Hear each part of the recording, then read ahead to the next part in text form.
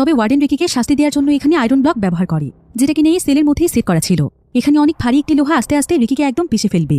তো রিকিকে যখন সেখানে বেঁধে দেওয়া হয় তখন আস্তে আস্তে সেই আয়রন ব্লকটি রিকিকে পিষে ফেলতে শুরু করে। যদিও রিকি তার শক্তি দিয়ে সেটাকে কোনো মতে আটকে রেখেছিল, কিন্তু এমন সময় ওয়ার্ডেন সেখানে ইলেকট্রিক শক দিতে শুরু করে। এতে রিকির পক্ষে ব্লকটিকে ধরে রাখা সম্ভব হচ্ছিল না, তাই রিকি মাটিতে লুটিয়ে পড়ে। তবে এমন সময় দেখা যায় যে তাইন জীবিত আছে।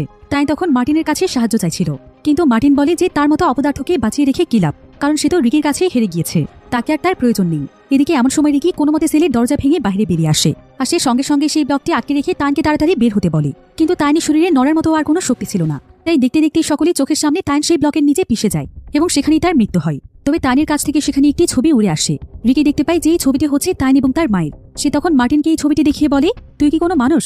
এখানকার প্রত্যেকটি কয়েদিরই তাদের ফ্যামিলি রয়েছে, তাদের পরিবার প্রতিটি মুহূর্তে তাদের ফিরে যাওয়ার জন্য অপেক্ষা করছে, কিন্তু তুই তাদেরকে নোংরাভাবে ব্যবহার করে তাদের জীবন নিয়ে নিচ্ছিস।